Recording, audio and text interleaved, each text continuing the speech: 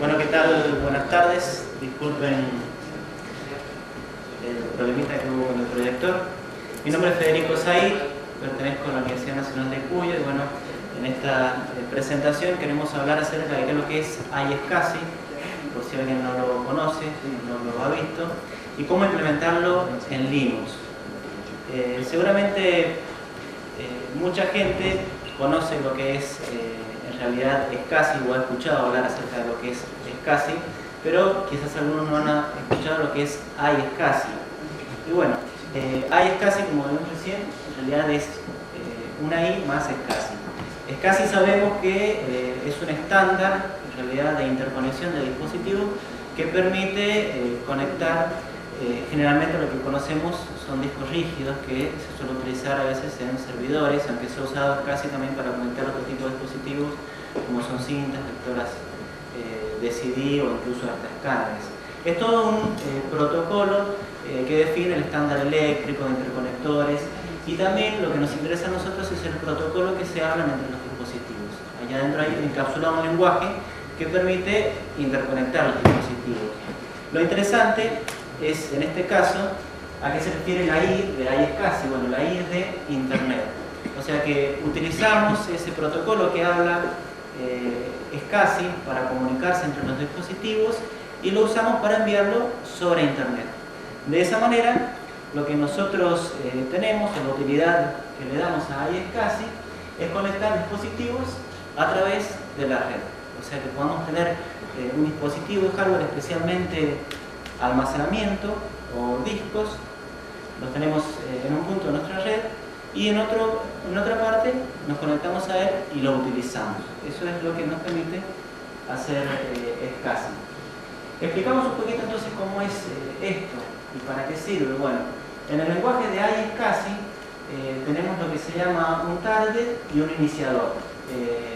El target es lo que nosotros comúnmente en redes TCP/IP conocemos como servidor, y el iniciador es un cliente. ¿Qué es lo que nos permite hacer? Bueno, podemos tener en una máquina que es el servidor o un RAID o un LVL, o podemos tener conectados discos SCSI propiamente dichos, SATA, o los últimos que son los discos SAS que están viniendo. Podemos tener una partición cualquiera o un archivo y los podemos exportar a la red, podríamos decir. De esa manera, la información, digamos, de esta conexión, como ven allí, se exporta a través de nuestra red de TCP/IP, puede ser una LAN, puede ser Internet, y va encerrada o encapsulada dentro de TCP/IP. ¿Qué cosa va encapsulada? Los comandos SCSI normales que utilizaríamos en cualquier dispositivo. Nada más que los vamos a llevar a la red. Y en otra máquina conectada a nuestra red, nuestro cliente o iniciador va a ver localmente los dispositivos que nosotros tenemos en nuestro servidor, que nos permite tener dispositivos a distancia. Vamos a ver que iSCSI en realidad tiene muchas funcionalidades y que realmente nos sirven. Algunos dirán, esto no lo hacíamos o no lo logramos ya con Samba, con protocolos SMB, CIF, NFS, WebDAV, SSHFS, Intermeso, CODA, que son todos, en este caso, protocolos que se utilizan para compartir recursos de red, porque finalmente usamos por Samba para compartir un dispositivo, o hay gente que a veces tiene un servidor de correo, por ejemplo, y quiere tener los datos de correo en otro servidor donde tiene un storage, un almacenamiento, entonces se utiliza NFS quizás para guardar toda la partición donde tiene quizás los archivos de los mails, las personas, los MBOTs o lo que utilicen, los mails directos. Bueno, en realidad esto no lo hace iSCSI, podemos decir que no, porque funciona de forma diferente. iSCSI exporta los recursos como dispositivos de bloque, no como file system. Samba, CIF, WebDAV y demás, SSHFS, utilizan una capa de abstracción que sería el file system. Y a través de la red, digamos que montan ese file system un recurso que comparte un servicio. En iSCSI lo que nosotros hacemos es compartir el dispositivo a través de la red, por una red TCP/IP, y cuando está conectado, la máquina cliente lo ve como si fuera un dispositivo más local, como si tuviéramos enchufado a la misma máquina el dispositivo. Si alguien ha trabajado con Fiber Channel o con las actuales redes SAS, que hoy día se permite conectar quizás a través de conexiones de cobre, sistemas de almacenamiento. Bueno, esto es lo mismo, es una solución SAN, Storage Area Network, finalmente se llama. Contrario a lo otro, que es un NAS, como finalmente se dice, son una solución NFS, SAMBA o así por el estilo. Entonces, la pregunta es, bueno, ¿para qué hay SCSI o para qué estas soluciones si ya teníamos las otras? Bueno, porque utilizar iSCSI nos da ciertas ventajas. Dijimos que especialmente el disco que nosotros conectamos, o el almacenamiento que nosotros exportamos por iSCSI y lo conectamos en la otra parte, se ve de forma local, nativa. O sea que la máquina en realidad lo ve como algo transparente. Y principalmente lo que nos permite hacer iSCSI es independizar datos de servicios. ¿Por qué? Bueno, porque yo por una parte tengo un servidor donde tengo todo el almacenamiento y pongo allí todas mis particiones, mis archivos, lo que yo quiera exportar a mis servidores en la red. Y del otro lado tengo los clientes que pueden ser a su vez servidores, un servidor SAM, un servidor de archivo. Por ejemplo, para citarles un caso, hoy día en la Universidad Nacional de Cuyo estamos usando un servidor de correo donde el almacenamiento de los archivos no está localmente en la máquina, está en otro servidor y los datos pasan a través de la red por iSCSI y en este caso el servicio de correo, digamos que es independiente del almacenamiento. Supongamos que a ustedes se les cae el servidor de correo, ¿no es cierto? Entonces, seguramente tienen que levantar toda una máquina con sus particiones, quizás porque se cayó el sistema operativo, hay que reinstalarlo o algo así por el estilo, y tienen unido el almacenamiento al servidor, por ejemplo. Lo cual es un problema, porque yo fácilmente podría, si tengo un backup de la configuración, levantar otro servidor y si tuviera la información, que es el alto volumen, digamos, de almacenamiento en otra parte, directamente lo conecto a ese otro servidor y salgo trabajando derecho. Esa es la solución que nos da iSCSI. Al tener el almacenamiento en la red, nosotros independizamos los servicios, en este caso, de los datos o el grueso del volumen de almacenamiento y lo podemos centralizar también en un storage, ya sea una solución de storage que venda alguna empresa, que hoy día la vende y tiene soporte para iSCSI, o podemos armar nuestro servidor iSCSI para exportar el almacenamiento a través de la red con Linux. Que si tenemos tiempo lo vamos a mostrar. Lo que dijimos es que es transparente. ¿Por qué? Bueno, lo habíamos explicado un poco, porque cuando uno tiene iSCSI montado en un servidor que lo utiliza, el almacenamiento que está en otro servidor y que se comparte a través de la red, en realidad se ve como local. Eso es muy importante porque hay muchos servicios que cuando uno los monta a través de otras soluciones como las que dijimos, de soluciones NAS, a través de Samba, de NFS o de AFS, que es un poco más profesional, que a veces se utiliza para exportar a nivel de file system a través de la red, a veces hay servicios que tienen problemas, por ejemplo con el correo electrónico, con el tema de el locking de los archivos, de bloquear lo que se dice para que no se sobrescriban entre uno y el otro, a veces dan problemas cuando están sobre un file system en especial. En este caso, como cuando lo importamos por iSCSI, el disco se ve como si estuviera conectado localmente, entonces los servicios no se dan cuenta en realidad que están escribiendo en un dispositivo que está en la red y creen en realidad que lo están haciendo localmente, ya sea un servicio de correo, un servicio de compartición de archivos como Samba o lo que sea que queremos utilizar, quizás almacenamiento masivo. Así que tener esa transparencia en la red es muy importante porque nos alivia algunos dolores de cabeza, en este caso cuando tenemos que levantar servicios. ¿Qué es lo más importante? Bueno, que iSCSI, como dijimos, funciona sobre Internet. Y todo lo que funciona hoy día sobre Internet parece ser que está destinado a ser exitoso. Porque podemos accederlo de todas partes. Además, Internet es la red de redes y por lo tanto, si algo funciona sobre Internet, nos podemos conectar a él desde cualquier parte. Y en realidad es una gran ventaja, porque si funciona sobre Internet quiere decir que nosotros podemos rutear el tráfico.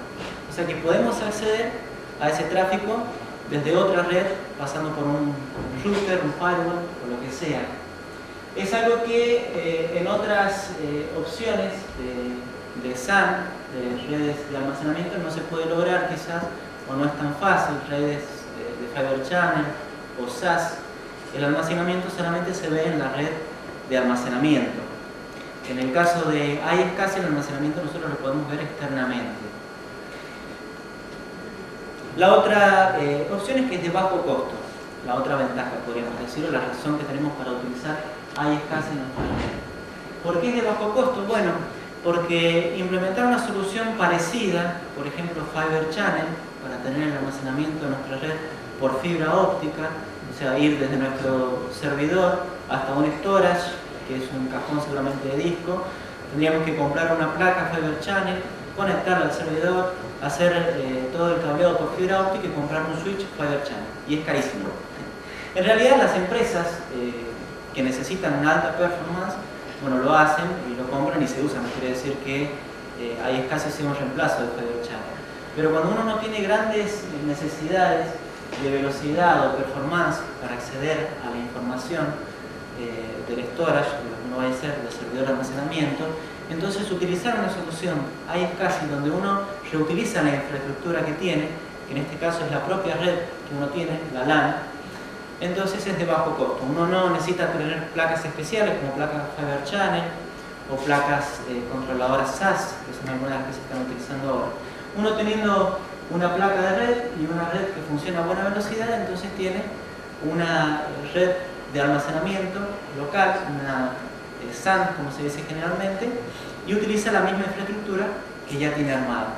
Por eso muchas personas en realidad se están decantando por iSCSI cuando el costo es decisivo. Lo que tiene de bueno también es que es multiplataforma, o sea, uno puede montar el servidor con el target iSCSI, que es el que comparte los discos a la red, y puede verlo desde diferentes sistemas operativos. Sistemas operativos abiertos, aquellos que son bonitos, hemos visto algunas máquinas por allí con la manzana, y algunos que no son tan abiertos. La foto le viene bien, ¿no?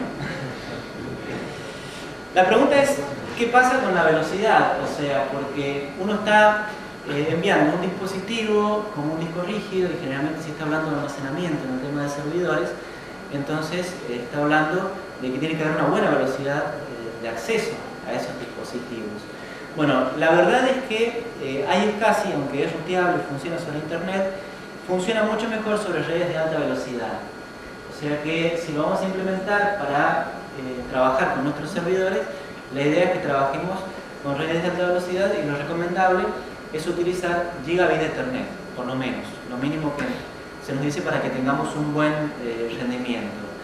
En teoría, más o menos, con Gigabit Ethernet tenemos unos 125 megabytes por segundo. O sea, esa sería la transferencia ideal que nos tendría que otorgar, en este caso, Gigabit Ethernet junto con un almacenamiento iSCSI. Claro está que dependerá mucho de lo que conectemos del otro lado, los discos que tengamos en storage, las revoluciones del disco. En realidad varía mucho y hay que contemplarlo y hay que verlo. Yo no he indagado demasiado en la implementación que tenemos nosotros, en realidad lo hemos hecho andar por una gran necesidad que teníamos de sumar almacenamiento y también de independizarlo, pero puedo decirles que por lo menos en un servidor Samba con más o menos unos 100 usuarios, habrán unos 50, un poco más, que son concurrentes que lo están usando, y un servidor de correo con más de 1000 usuarios, iSCSI funciona. Y por lo menos no nos ha dado problema. No he tenido la oportunidad de hacer muchos testeos acerca de cuál es la performance, o sea, la velocidad, pero no he visto que en realidad se vea degradado demasiado. Se está usando mucho y las empresas lo están vendiendo, arman sus propios servidores de almacenamiento y le ponen una salida de Ethernet para que uno lo enchufe a la red y se conecte al servidor iSCSI y pueda obtener acceso al almacenamiento. Así que si se está vendiendo porque funciona y porque a mucha gente le da resultados. Si me da tiempo voy a explicar un poquito cómo funciona el Linux y cuál es el software que estamos utilizando para usar iSCSI. Si tienen alguna pregunta o no lo han entendido, lo pueden hacer sobre la marcha, no hay problema. El servidor que se utiliza generalmente, o el que hemos utilizado nosotros, hay más de uno, eso vale aclarar, es iSCSI Enterprise Target. Es un software que se utiliza en Linux para instalar lo que sería el servidor. El servidor va a ser el que va a tener conectados los discos físicamente, o sea, va a tener un disco SCSI propiamente dicho, un disco SAS, o puede tener conectado un cajón de discos, si alguien conoce lo que es un arreglo de discos, que suelen ser a veces cajones con 12 o 24 discos conectados con una interfaz especial, y yo los administro localmente desde mi máquina. Lo que yo hago, ya que tengo todo el almacenamiento allí centralizado, levanto en Linux, la máquina que tiene conectado ese almacenamiento, un target que utilizo y SCSI target. Lo instalamos en Debian, inclusive que utilicen Debian, si no está seguramente en la mayoría de las distribuciones, con Yum, con RPM, lo que utilicen, el paquete iSCSI target y también iSCSI target modules, que carga los módulos del kernel necesarios para poder levantar el servicio y que me permita compartir el almacenamiento a través de la red. La configuración de iSCSI target es muy sencilla, se configura nada más que un archivo que etcétera ietd.conf, donde uno tiene que especificar el nombre que le va a dar al target para compartirlo, según nombre de recurso compartido, podríamos decir, aunque no es lo mismo.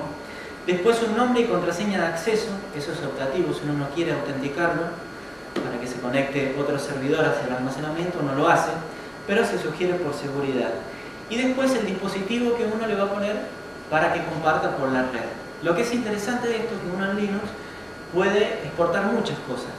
Puede exportar un disco entero, puede exportar una partición, puede exportar un RAID por software, puede exportar LVM e incluso puede exportar un archivo que lo armo con un DD, por ejemplo, lo lleno de ceros, ¿no es cierto? Y le doy un cierto tamaño y creo un disco que es un archivo en realidad y lo puedo exportar a la red, y de la otra parte, del lado del iniciador, ¿no es cierto? O del cliente, me lo va a ver como si fuera un disco rígido SCSI, transparente, aunque en realidad de mi lado es un archivo común y corriente. ¿Qué hay que explicar acerca del nombre que se le da al recurso iSCSI? Bueno, hay una estandarización. Hay que seguir un cierto estándar que manda cómo se llaman estos discos cuando uno los comparte. Así que si algún día se encuentran con un disco iSCSI y ven esta nomenclatura, es para que entiendan un poco. Generalmente se utiliza IQN, que eso es fijo al principio, después el año y el mes del alta del dominio de la organización a donde pertenecemos, después sigue un punto, el nombre invertido del dominio, y después un identificador cualquiera para identificar lo que estamos compartiendo. En este caso, un ejemplo sencillo de IQN 2005-02 sería la fecha de alta del dominio, y com.example, que es el dominio dado vuelta, seguido del identificador del disco, que se lo ponemos nosotros, que es lo que queramos, disco de 300, disco para Windows, disco para Samba, lo que quieran, para poder identificarlo. ¿Por qué esto de los nombres? Bueno, porque iSCSI es mucho más grande de lo que estamos hablando y hay todo un servicio para descubrir los targets en la red y para conectarlos. Es una especie de servidor de nombres para iSCSI. Por eso hay que seguir en cierta medida esa estandarización con respecto a los nombres de los discos que compartimos. Un ejemplo sencillo entonces de cómo configurar etcétera ietd.conf, el nombre del target, el nombre de usuario y la contraseña, el nombre de usuario de foo, contraseña var, y bueno, la LUN0 sería lo que nosotros estamos compartiendo, la unidad lógica número 0. En este caso le decimos que el path es una partición, por ejemplo SDA3, podría ser /d SDA, y compartimos todo un disco, por ejemplo, o incluso podríamos compartir directamente un archivo. Pasamos a la otra parte, que es el cliente o el iniciador de iSCSI, o sea, lo que instalamos en la otra máquina para que esa máquina pueda ir por la red y buscar el disco y verlo como local. ¿Qué es lo que utilizamos? Bueno, OpenISCSI, que es uno de los más utilizados hoy en día y que viene por defecto en la mayoría de las distribuciones de Linux, aunque hay más de un iniciador. E incluso tenemos iniciadores para Windows, iniciadores para Mac, iniciadores para Solaris, para que todos esos sistemas operativos puedan acceder a un recurso iSCSI en la red. Lo instalamos sencillamente con una aptitud, una apt-get, lo que queramos, un yum. Y utilizamos especialmente un comando para administrar los targets que queremos conectar a la red, o sea, los discos que queremos conectar y que están compartidos por la red, que es iSCSI ADM. ¿Qué es lo que hace iSCSI ADM? Bueno, tres cosas principalmente. Primero, nos permite descubrir los targets o los discos que hay en la red. Segundo, cambiar la configuración. Por ejemplo, si tenemos que fijar el nombre de usuario y contraseña, lo hacemos a través de iSCSI ADN. Y tercero, podemos conectarlos. Una vez que lo hemos configurado, le decimos con el comando iSCSI ADM que se conecte a ese disco a través de la red y que la máquina lo empiece a usar. Un comando sencillo acerca de cómo ver los discos a través de la red es utilizando el modo Discovery, y después le pasamos con la P el nombre del servidor a donde queremos conectarlos, o sea, del target. Y automáticamente, como ven abajo, nos descubre que en esa IP, por ejemplo, está compartido ese nombre de target que nosotros le pusimos el identificador disco de 300 GB. Es una forma de descubrir qué es lo que tiene la otra máquina o qué es lo que está exportando la otra máquina hacia la red. Después configuramos el nombre de usuario y contraseña con el comando update. Lo paso rápido porque después les dejo las filminas y lo van ustedes, un poco técnico, ¿no es cierto? El nombre de usuario y la contraseña, en este caso el password, con el comando update, la opción update, perdón. Y después, con un "-L", hacemos login en el dispositivo. O sea que una vez que hemos hecho login, quiere decir que el disco seguramente entonces se ha conectado.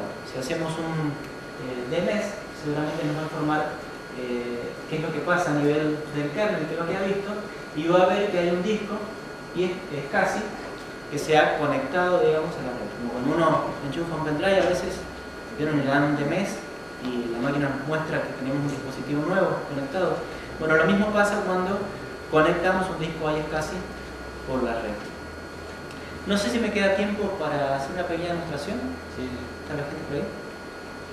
Bueno, entonces configuramos o vemos una demo. Esperan un poquito. Vamos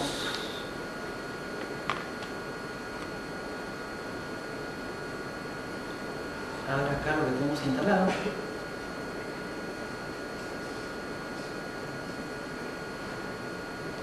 Por ejemplo, en el archivo ied.conf yo definí por lo menos dos targets.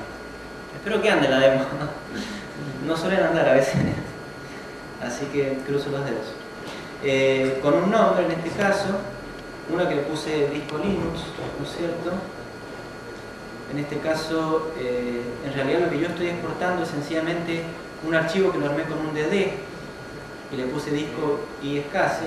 No tenía una partición para usarla, no es mía, así que no podíamos modificarla. Si no, hubiera usado una partición o un disco. Y después configuré otro para ver si lo podemos levantar en Windows. Por eso tengo la otra máquina aquí. Y esa no le pusimos autenticación. En realidad no le puse autenticación porque me hizo rabia y no lo podía configurar hasta que no investigara por qué no me dejaba autenticar Windows. Siempre da un poquito de problemas. Así que ese es el archivo de configuración. Vamos a ver si podemos conectarnos por VNC a la otra máquina. Me he puesto el cliente.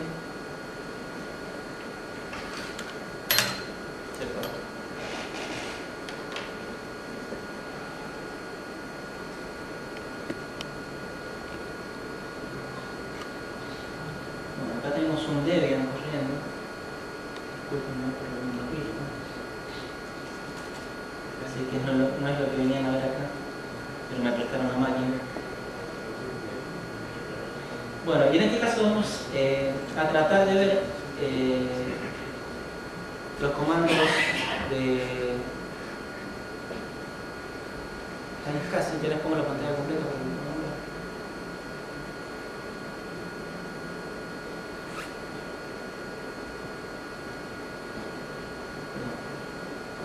Gracias.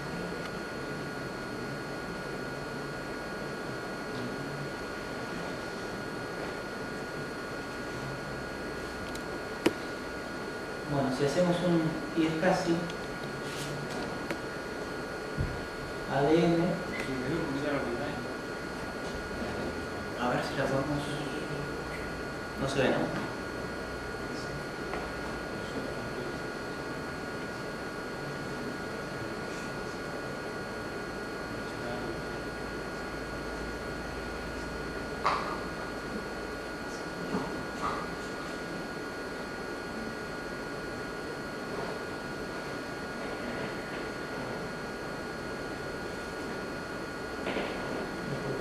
resolución que pone el...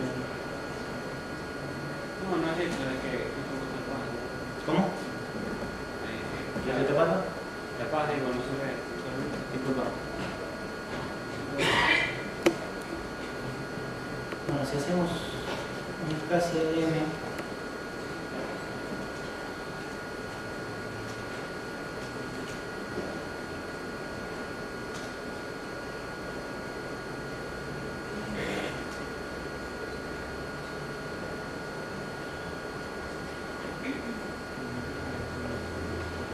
bueno, si hacemos el comando, entonces vemos que en este caso nos descubrió que en esta máquina, que tiene el IP 192.168.51, hay dos targets compartidos.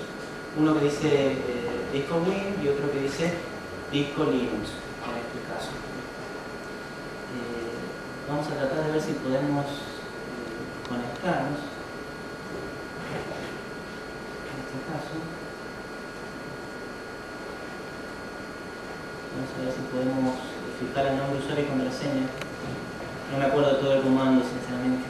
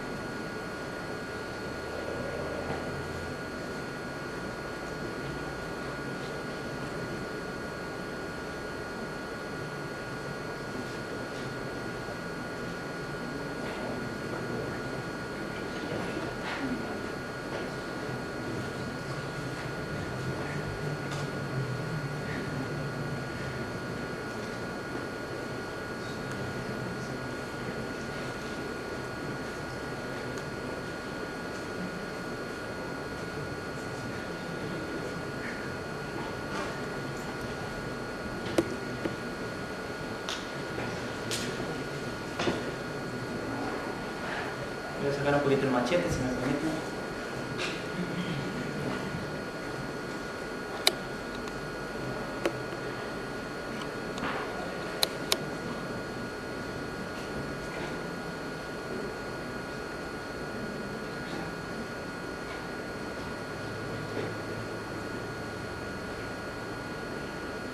Son comandos un poco largos, pero se pone una sola vez y después se pone automáticamente y cada vez que la máquina rebootea se conectan los discos.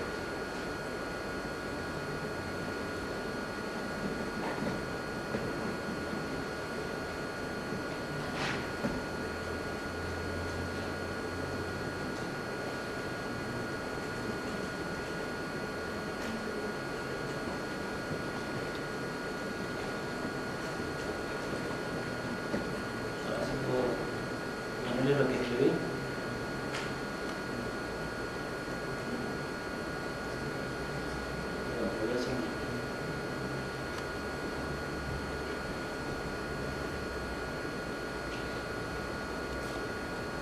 Bueno, era el comando que les decía recién, donde fijamos a través de iSCSI ADM, en este caso el nombre, en este caso del nodo, el nombre de usuario para conectarnos. En este caso, bueno, el valor que le ponemos es foo, que es el que habíamos puesto.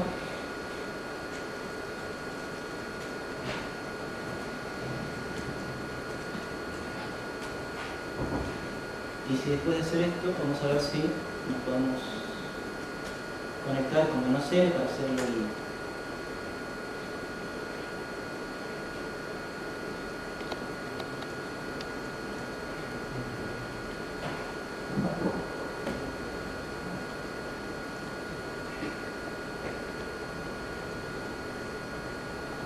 Uso los dedos.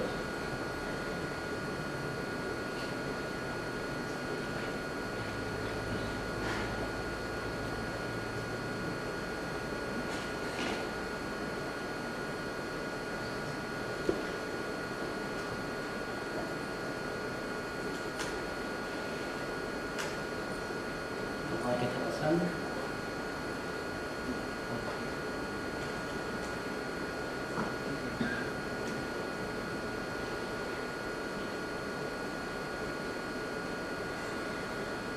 Bueno, el comando se quedó, pero el disco se se conectó.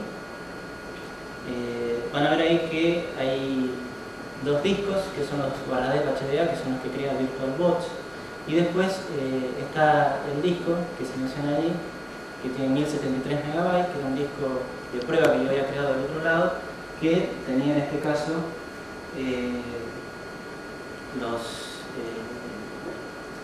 estaba compartido a través de iSCSI. Ahí no se ve bien, pero sí habría que mover el cliente. Sí, del DNS, disculpame que estoy en la máquina.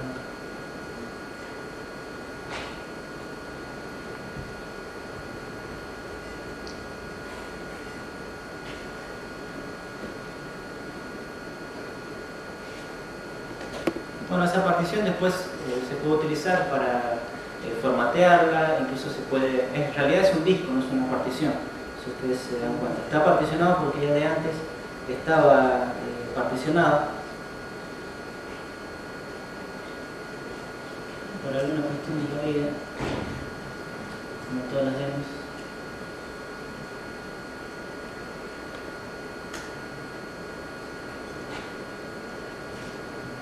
Dio algún problema. Vamos a tratar de ver si podemos conectarnos desde Windows.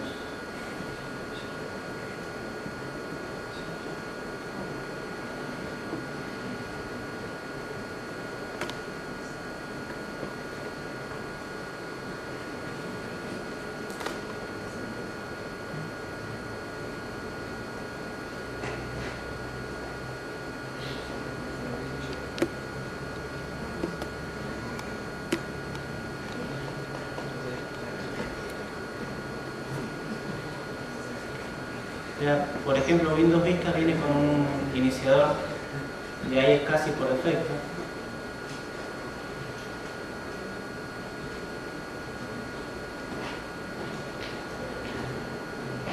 Bueno, yo ahí agregué el portal.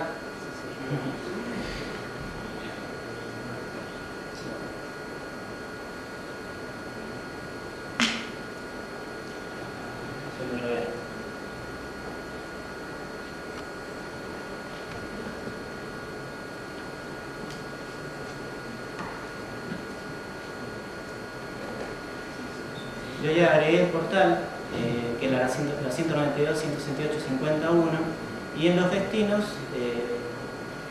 me muestra que hay dos, en realidad, recursos iSCSI exportados. Uno que decía Linux y otro que decía Windows. Si le decimos iniciar sesión,